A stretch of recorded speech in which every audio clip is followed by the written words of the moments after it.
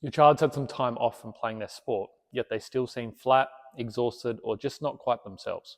In this video, you'll see why kids having time off doesn't always help as much as what parents expect and what kids actually need in order for them to come back feeling better. Before we go any further, I just want to be really clear about something. Kids don't benefit in the long term from their sport being the only exercise that they do year round at full intensity. And to be honest, not even the professional athletes do that who get paid to play. So time off can absolutely help. But this is where things often get misunderstood. Think of your child like a car. It doesn't have to be this car though. Resting is like taking your child's foot off the accelerator. And parking the car is like them taking time away from their sport. The only problem though is that them parking the car doesn't mean that the engine is turned off.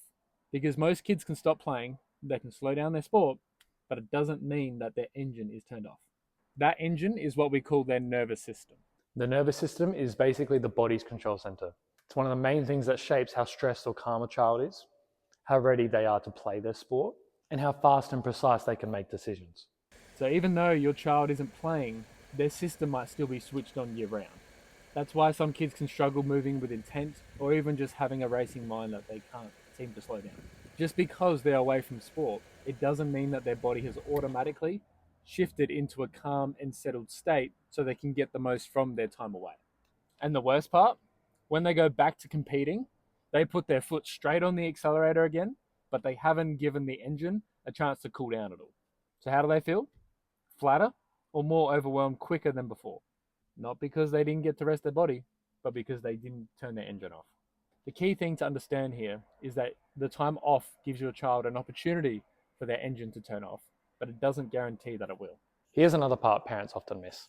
If you keep driving a car the same way without changing anything, eventually the tires will wear out. But taking time off doesn't magically fix that.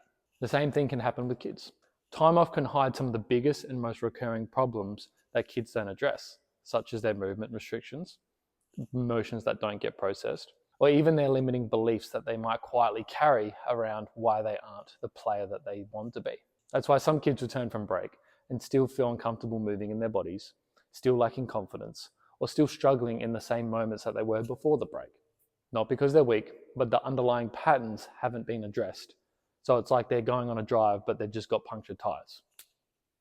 Doing the same thing over and over again, but expecting a different result, just leads to the same wear and tear that was happening before the break.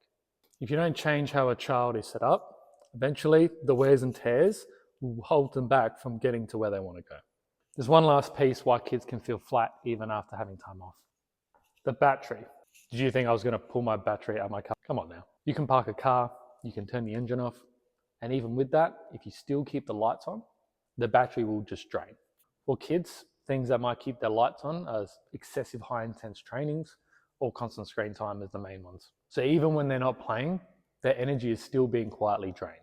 That's why some kids can get lots of sleep and yet still feel not as refreshed. Recovery isn't just about stopping. It's about making sure that they're conserving and restoring their energy. If the battery keeps draining, it doesn't matter how long the car is parked for. In a nutshell, if time off hasn't helped your child move forward, it's probably not because they're suddenly behind or that they're broken. It's because the right things hasn't changed yet beneath the surface. That's what we need to pay attention to.